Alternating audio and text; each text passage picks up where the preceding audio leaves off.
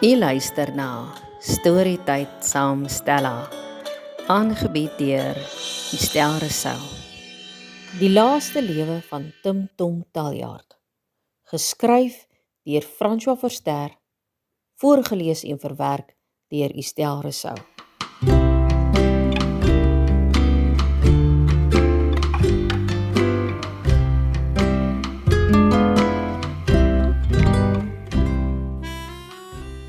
Die laaste lewe van Tim Tom Taljaard is die sonderlinge verhaal van 'n kat wat sy eie storie vertel, in die tradisie van Japaneese katstories, maar 'n eerste in Afrikaans.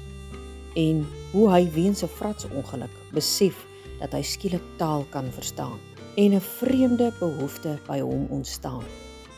Kenmerkend van hierdie verhaal is die skranderkat se skerpsinnige opmerkings, veral sy beskrywings van die gesin waarvan hy deel is. Dis die skrywer se 12de boek en bevat al die beste eienskappe van sy skryfwerk.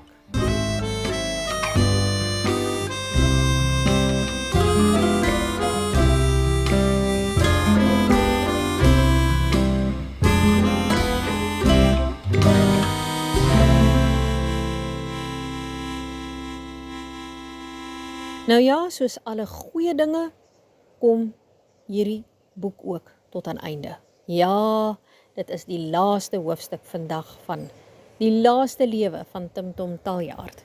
Nou ja, voordat ek hierdie laaste hoofstuk vir julle lees, wil ek graag net so 'n stukkie vir julle lees oor die skrywer, oor François Verster. François Philippus Verster is gebore op 24 Januarie 1962 in Bellville in die Wes-Kaap. Hy het as onderwyser in Namibië en Suid-Afrika gewerk voordat hy die argiefbedryf in 1991 betree het.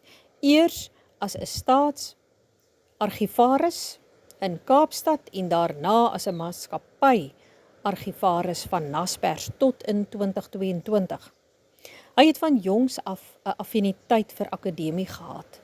In 1980 kom hy op Stellenbosch aan en knoop 'n verbintenis aan wat oor 30 jaar sou loop.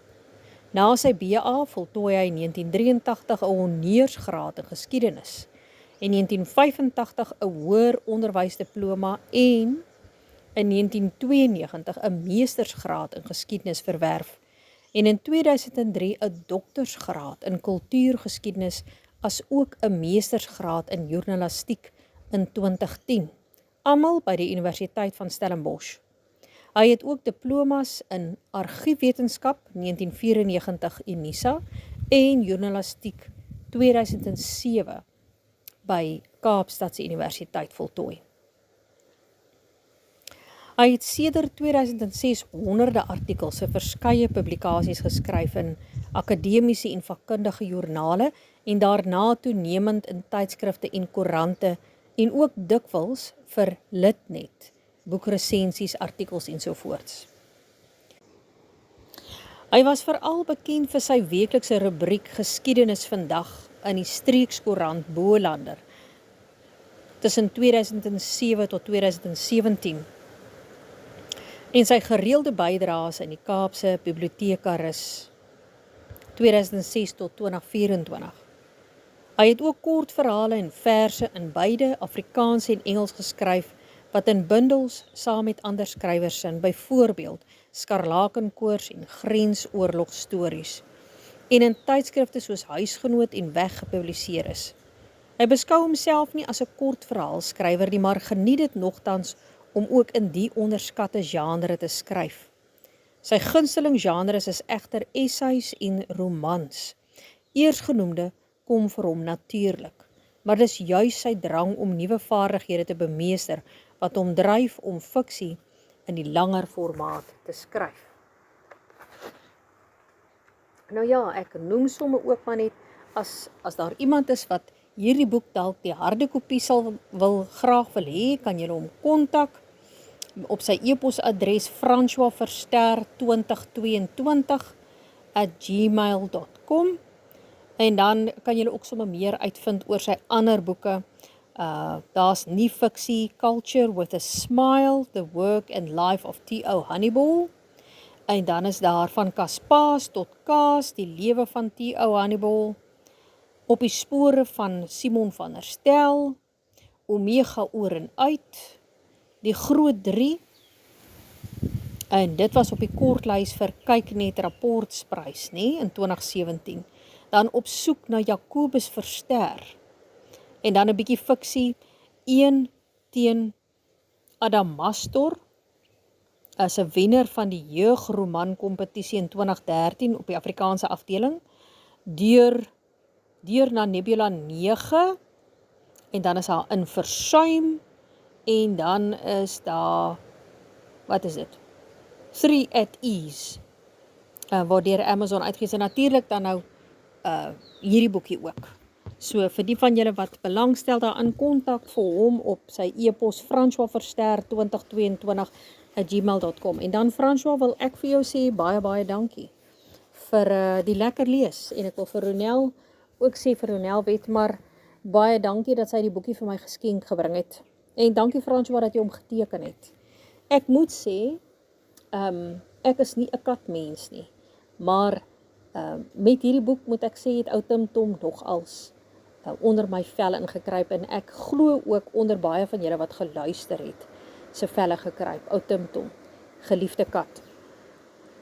En dat ek nou al die pad van die Vrystaat af moes kom en hier in die hartjie van die Wynland en die Parel hierdie boek in die hand gestop moes word om het te lees hier in die Kaap, hier waar François bly en hier waar hy vandaan kom. Die plekkies is ons maar almal eintlik naby mekaar. Stellenbosch is nie te ver van ons af nie. So julle hoor die wind in die agtergrond, en dis regte Kaapse geluide en Kaapse voeltjies wat julle in die agtergrond hoor met hierdie laaste paar hoofstukke. En die wind is mos nou eg Kaaps. So ek glo en hoop dit steur nie vir julle nie. Dit is heerlik koel op hierdie somersdag. Vandag die 25ste Januarie 2026, waar ek nou vir julle die laaste hoofstuk van die laaste lewe van Tim Tom Taljaard wil lees. Gaan like en share en comment en subscribe Storytyd saam Stella. Dit is 'n gratis platform, en ek wil vra tog dat julle my ondersteun op YouTube. Daar is ook my bankrekening vir die van julle wat dit op julle harte voel om 'n saadjie daarin te plaas. Gaan gerus soontoe, dis Eresou, se Capitec spaarrekening, en dit is rekening nommer 164-824-5836, en as 'n verwys kan jy sommer net sê saad, en dit word met 'n baie dankbare hart ontvang. Ek hoop julle het lekker saam geluister, en ek hoop hierdie laaste hoofstuk gaan dan vir julle ook net so lekker wees as wat dit vir my is. Nou ja, gat ons. Hoofstuk of episode 18. Dit moet oggend wees, want is lig, maar koel, en die voëls raas nie so erg in die middag nie. My kop pyn so erg dat ek nie kan sien nie. As ek my ore roer, skiet steekpyne so skerp naels deur my kop.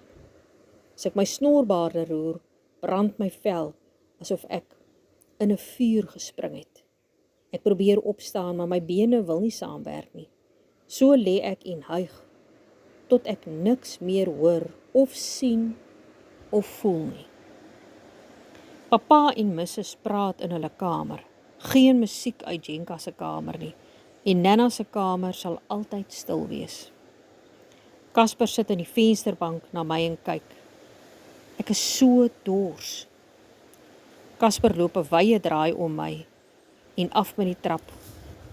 Hy mag weet ek voel sleg, maar dit sal vir hom wees soos om te weet daar is 'n voël in die boom voor die huis, of karre in die straat, dis al. Dis elke kat vir homself. Net ek, wat nie meer regtig 'n kat is nie, sal anders dink. Ek mis dit. Die onbetrokkenheid, die ware kat wees. My kop voel nou beter. Ek sien wolke oor die huise se dakke. Die wind druk teen die ruite. Die dak kraak. Jenka se deur gaan oop. Sy kyk na my. Ek maak my oog toe. Sy loop in die trappe af. Ek hoor hoe sy met Casper praat. Blare ritsel oor die dak. Al sagter, tot dit soos klein voeltjies in die solder klink, soos muise wat ek op die plaas gehoor het. Dis nou al skemer. Ek sukkel kombuis toe. Daar is melk in die bakkie, maar ek wil water hê. Die huis is so stil. Ek lek die melk met moeite op. Meer melk lê op die vloer as wat ek in my keel kon afkry. Maar ek voel beter. Veral as ek aan pappa dink en na die tekeninge kyk. Hy het prentjies van my teen die muur geplak. Ek is nog vir hom belangrik. Casper slaap onder die tafel by die groot wilde vy, veilig. Ek sien nie mense nie. Hulle moes iewers heen gery het. Ek rus 'n bietjie. Loop weer op teen die trappe. Een trap op 'n keer. Op die onderste rak waar pappa se grootste boeke is, trek ek die een oor Afrika diere uit. Dit val op die vloer en ek krap die bladsye tot by die middel. Ek onthou op die een bladsy is daar 'n paar foto's van 'n luiperd met 'n bok wat hy gevang het. Op die bladsy langsaan is 'n foto van 'n bobbejaan in 'n boom. Ek los dit net so. Nou vir een van die Calvin en Hobbes boeke. Ek trek dit tot by die ander boek en krap een van pappa se tekenpenne van sy tafel af. Dit lê mooi op die oop boek. Ek gaan sit in die vensterbank en kyk na die nuwe huis oor kan die straat. Die intrekkers het 3 worshonde. Hulle blaf vir enigiets wat in die straat verbygaan. Ai tog, hoor ek Nana sê. What a bloody nuisance. Ek sit regop. 'n Bietjie moeilik, want ek voel so moeg. Kyk rond. Nee. Nana is nie regtig hier nie. Die huis oorkant se voordeur gaan oop. Jenka, pappa en Mrs kom daar uit. So, dis waar hulle heen gegaan het. Hulle praat met die mense by die hek. Ek kan sien hulle lyk ontspanne en vriendelik. Dis goed. Baie beter as vermaak.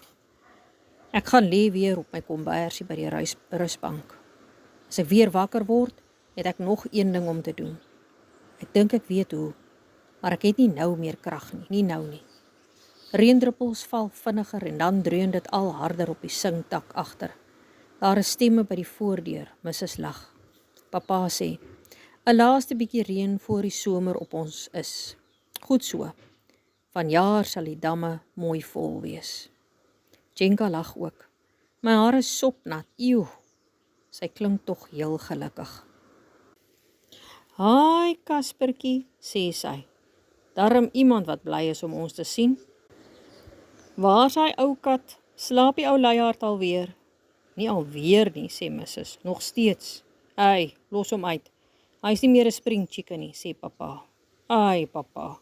Ek is so lief vir hom. Liewe pappa. As hy moet doodgaan, gaan ek hom mis. Stoele skuif in die kombuis. Mrs. se stem klink ver weg. So, Vermaak en sy vrou is terug by mekaar. Pappa klink nog verder weg. Ja, Jan en Jenny sê, sy het die verkoop van die erf met hulle gereël. Glo, moeilike auntie. Ek kry ou Vermaak amper jammer. Jan en Jenny moet die nuwe bure wees, soos Jenka altyd sê. Whatever. Daar is 'n dreuning, maar ek is nie seker of dit in my kop is of dit donder weer is nie. Nee, dit kom nie van buite af nie. Die gedruis raak sagter, tot dit heeltemal stil is. My lyf voel koud en lig. Die nag is sonder sterre en ek styg daarin op. Pappa en Mrs kuier nou gereeld by die nuwe bure. Dan is die huis baie stil en dit pas my. Ek sit op pappa se tafel en skuif die muis. Ek hou van die naam, muis. Druk op die knoppies. Dit het lank geneem, maar ek het hom dag na dag dopgehou. Soms het hy my weggedruk, gebrom, ek pla hom, maar ek weet nou wat om te doen. Die moeilikste is om die rekenaar gou af te skakel wanneer hulle terugkom. Met pappa se geskel weet ek, al jy moet ophou om die ikoon bo in die hoek in die blou streepie te druk voordat jy die rekenaar afskakel. Ek kan nie elke dag tik nie, want soms is ek net te moeg. En dit gaan stadig, maar ek vorder, woord vir woord. Papa met sy strokies teken. Ek het my missie. Nie muisie nie, missie. Humor. Vir hom het ek gehelp tot waar ek kon, maar niemand kan my help nie. Ek mis vir Jenka. Papa en Mrs. praat met haar oor die foon wanneer sy bel van die skip af waar sy werk. Gister het Mrs. gesê Jenka is nou in die Bahamas. Bahamas. So 'n mooi woord, eksoties. Mrs. is trots op Jenka. Die kind word nou selfstandig. Sy het nes verlaat en vlieg rondom die wêreld. Vlieg, seil, wat ook al. Sy leer vir haarself sorg. Papa is veral bly dat sy geld spaar om haar eie woonplek te koop. Een van die dae het ons nog 'n kamer oop. Ek wil nog boekrakke opsit. Ons sal daaroor praat, laat Mrs. hoor. Haar stem klim weer hoog en styf. Die voordeur gaan oop. Ek druk save. Ek gaan lê op my kombersie. Papa kom met die trap op. Hallo Timmy. Hy gaan sit en kyk nie na my of sy rekenaar nie. Sy oë is teen die dak. Ek weet nou al hy dink. Hy soek nie muskiete nie. Nou ja, sê hy. Die volgende episode van Rip and Roar. Dis sleg dat dit in Engels moet wees, maar it is what it is. Geen koerant koop ons Afrikaanse strokies nie. Hy steek 'n groot stuk papier teen die tekentafel vas. Wat sal ons liewe luiperd Rip vandag doen? En hoe gaan Bob, die balhoorige Bobbejaan, omtreiter? Ek loer na hom, hy kyk na my. Ek maak my oog toe. Ek hoor hoe die pen op die papier krap. Ou baas se ou bonsai luiperdjie, sê hy. Lê net so. Dis reg so. Ek het geen planne om te beweeg nie. Môre sal ek verder skryf. As ek nie kan nie, sal ek eens nie weet nie. Sal ek niks meer weet nie. Sedert vermaak my geskied het en dinge met my begin gebeur het ek baie nuwe goed geleer, soos oor die dood. Ek weet en aanvaar daar is 'n einde en dat Mia, Frikkie en Nana daardie einde bereik het. Nana het ons gesê, everything is relative and eventual to me. Alle dinge moet begin en 'n einde hê. Al wat ons nie weet nie is wanneer. Sy het al haar einde bereik en myne kom ook. Ek weet dit nou. Ek weet ook dat ek moet klaar kry met wat ek wil doen. Papa het my raad gevolg, al weet hy dit nie. Hy het sy strokie verander en hy werk elke dag daaraan. Ek het nie verwag dat hy my as die model vir sy luiperd gaan gebruik nie, maar dit maak nie saak nie, solank hy tevrede is. Ek wil hê hy moet gelukkig wees. Ek wonder wat hy bedoel as hy sê die luiperd se naam is Rip, want hy slaap so baie. Mense en name, ek probeer nie verstaan nie. Die lewe gaan voort hier by ons. Mrs. gaan nog na haar klasse en sy verkoop nou huise. Al verstaan ek nie hoe dit werk nie. Hou dit haar besig en sy en papa beklei amper glad nie meer nie. Met hulle twee, ek en Casper natuurlik in die huis, is dit belangrik. Ek hou van vrede, rustigheid en stilte laat my beter voel. Al kom die steke in my kop nou meer en meer, dan, as die narigheid kom, gaan gooi ek op in die agterplaas. Ek krap die gemors toe, soos katte dit altyd doen, om nie hulle teenwoordigheid bekend te maak nie. Net Casper weet natuurlik ek is siek, maar hy weet niks meer as dit nie. Hy sal ook nooit weet van die dood en van al die dinge waarvan ek nou weet nie. Tog beter so, veral om nie van die dood te weet nie. Hy dink alles sal altyd wees soos nou, soos ek ook voorheen gedink het. Is dit beter om baie dinge te weet? Ek dink nie so nie. Nie as jy niks daaraan kan doen nie, soos met mense is. Hulle is soos hulle is, omdat hulle dinge weet wat hulle magteloos en bang laat voel. Hulle dink hulle kan alles beheer as hulle alles weet, maar hulle gaan net meer gefrustreerd word. En nog banger. Hulle wil aanhou leef, maar hoe sal dit regtig wees? Ek kan nie eens dink hoe nie. Hoekom iets wil hê wat jy jou nie kan verbeel nie? En wat kan ek daaraan doen as ek nog iets wil doen? My mense was goed vir my. Pappa was baie goed vir my. Sonder hom sou ek nie eens so oud soos Casper geword het nie. En hier is ek nou, 'n ou kat. Miskien is al my kanse, al my lewens opgebruik. My lyf voel koud, my maag voel leeg. Miskien voel ek maar net siekerig. Dit het ook al gebeur.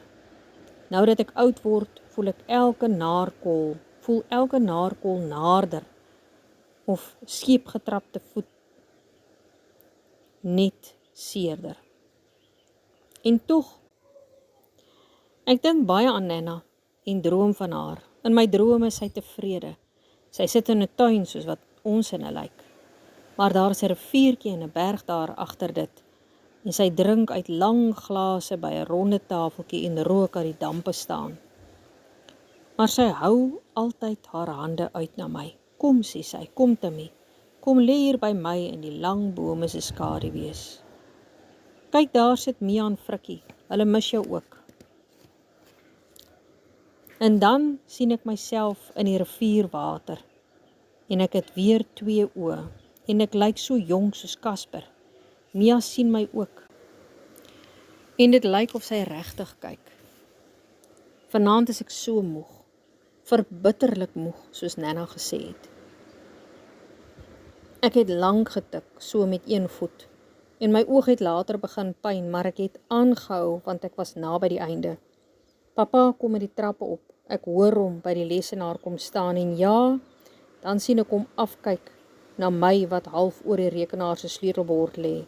Die rekenaar is nog aan en papa tel my op en kyk na die skerm. Wat gaan hier aan? Sê hy sag, asof hy my nie wil wakker maak nie. Sy warm hande vat my stywer vas. Timmy? Hy druk my teen sy bors vas en roep na Mrs. Sy kom vinnig aan. Nie met die gewone geslof nie. Wat is dit? Sy kyk na my en dan na die rekenaar. Het jy iets geskryf? Vra sy vir papa. Nee. Ek dink Timmy het, antwoord hy. Kyk, hier is 'n file oopgemaak. En dit was nie ek wat dit gedoen het nie. Kyk daar, die avonture van Baron von Munchkin, deur Tim Tom Taljaard. Mrs. gee 'n laggie soos sy maak as sy senuweeagtig is. Ja, Hendrik, always trying to be funny at the most inappropriate times. Ek hoor papa se stoel swiek. Hoor hy sug. Kan nie Jenka wees nie. Maar as sy hier was, Mrs. praat so sag. Papa buig af na die skerm. Ek sien dit gaan oor ons. En is in die eerste persoon geskryf, baie deurmekaar. Maak nie oral sin nie. En hy sit my saggies neer. Dis net 2 bladsye lank. Die res is uitgevee. Nee. Ek het oor die sleutelbord geval toe ek wou hulle vertel van my, van hulle, van die wonder van die lewe, my lewe, van hoe gelukkig ek is om hier te woon, dat hulle my nie moet vergeet nie. Maar waaroor sal 'n kat skryf as hy kon? Papa sê niks. Ek het gewonder hoekom my rekenaar aan was en die boeke wat op die grond lê, kan dit wees? Nee, ek verstaan dit nie, sê Mrs. Ek probeer my kop lig, maar is te swaar. Ag, dink ek, wat verstaan ek tog? Al wat jy moet verstaan is om vir papa goed te wees. Dan is julle albei tevrede en veilig. Ek sien beweging. Papa lig sy hand. Ek kan net uitmaak dat hy, of wie ook al, praat oor vrede en hy lag. Ongelooflik. Waaroor lag jy? Onthou jy die aanhaling van Mark Twain oor katte? Dat God die kat gemaak het sodat mense die luiperd kan streel? Nee, dit was François Mary, papa sug. Maakie saakie. Timmy het dit bietjie deurmekaar hier, maar ek weet wat hy bedoel. Hy vee sy hande aan sy broek af. Elke keer as ek my strokies luiperd teken, dink ek aan jou, Timmy. Mrs. stel my op en druk my vas, maar ek kan nie meer voel nie. Sy was altyd so sag, maar nie so warm soos papa nie. Papa se lyf was heerlik warm In die koudste nagte was dit waar ek die lekkerste kon slaap, by hom onder die kombers. Niks was beter as dit nie, net niks. Maar nooit weer nie, ek weet. Dit voel nou soos wanneer die dokter by hokkies my ingespuit het. Ek begin wegdryf, al vinniger. Oor wat ek onthou, Nana se woorde. Orwell skryf oor mag, oor Napoleon, die ander varke, ook die tweebeenvarke, en pigs who pervert the promise of the revolution. Engels kan ook mooi klink, maar ek verstaan min daarvan, en dit maak glad nie saak nie. Ek droom en ek tik weer, die stemme in my kop het weer begin praat, my tyd raak al minder, die stemme waarsku my, vinniger Tim, vinniger. Ek tik en tik, dieper in die nag. Ek tik teen die koms van die lig van môre. Een kat met een vinger teen 'n verblindende tsunami. Ja, ek ken daai woord. Ek ken baie. Hulle kruip by my ore uit en marseer oor die skerm af van die lesenaar af. My lyf raak koud, want voor my staan 'n wit perd. Agter hom sien ek 'n rooi kruis. Die perd draai om, hy kyk terug. Hy wil hê ek moet op sy rug klim. Kom Tim, kom ons gaan. Waarom dink jy, het hy hier kom lê? I mean seriously. Die vrou wieg die slap lyfie in haar arms, asof sy 'n baba troos. Sy kan voel hoe die hitte daar uitvloei. Later sal die styfheid kom. Ek sou sweer hy het probeer skryf. Die man staar na die rekenaarskerm. Kyk hier. Die vrou, steeds met die kat in haar arms, leun vooroor en lees. Ek is op 'n plaas gebore. Daar het papa my gekry. Dit moet Jenka wees wat vir jou 'n poets gebak het, sê die vrou. A delayed reaction kind of thing. Jenka spel daarom nie so sleg nie, sê die man stadig. Buitendien nee, niemand het dit gestuur nie en niemand was by my rekenaar nie. Sy sou dit moetswillig so skryf, man, dat jy moet dink. Boonop, wat hier oor die plaas staan, weet Jenka niks van af nie. Die man streel oor die kat se kop. Hy maak die een starende oog toe. Toe sê hy, if man could be crossed with a cat, it would improve man. But it would deteriorate the cat. Hy snyf.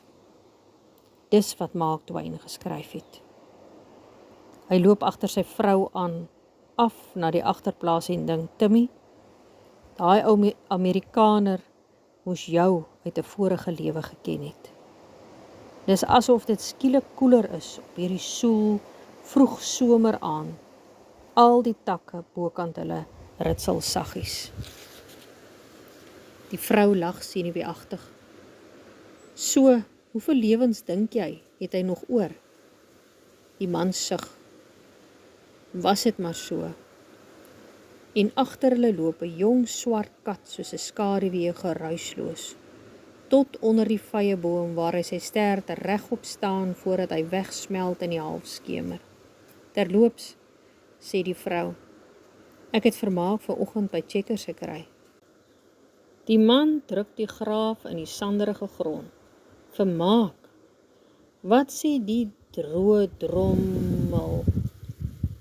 Hy steun, soos hy met die graaf sukkel om nie boomwortels af te steek nie. Jy sal nooit raai nie. Die man hou op grawe. Nee wat, al vies. Hy sê hy is jammer oor Timmy. Dit was 'n ongeluk. Toe hy sien Timmy val, het hy so groot geskrik dat hy gaan wegkruip het. My magtig. Nou hoekom skiet hy dan na 'n kat en skrik dan? Nee, sê sy. Hy het nie na Timmy gemik nie. Nou na wat dan? Die man se stem is grof en van ergerlikheid. Die sagte geruis van vlerke klink skielik op en raak vinnig weg, iewers in die rigting van die laningbome, naby die plek waar die wit perd dikwels by die rooi kruis staan, en toe, uit die verte, kom die roep van 'n gevlekte ooruil. 'n Motor toeter iewers, asof dit antwoord. Die taljaards luister vir 'n paar oomblikke en dan begin Hendrik weer grawe. Hulle sit op die Lendelam houtbank, tot die laaste oomblikke voor sonsopkoms stilte soos 'n warm kombers oor hulle sak. Skielik lui Missus se foon. Sy luister en hou dit na Hendrik uit. Dis Jenka. Ek sit dit op speaker. Naand, Kinta, hoe lyk die dinge by die Suidsee-eilande? Hendrik probeer opgewek klink. Haai paps, hoe gaan dit? Julle sal dit nie glo nie, maar die wonderlikste ding het gebeur. Die kaptein sê dis die eerste keer op die skip. Hulle kyk na mekaar en vra gelyk, wat het gebeur? Een van die passasiers, enkel ma, het 'n baba gehad. Vroeggebore, maar gesond. Ek het die dokter bygestaan en hier's wat so great was. Die baba is na die dokter vernoem. O so? Ja, Timothy Thomasini. 2 blokke weg, waar die plase begin, rin ek die perd 3 maal. Die einde.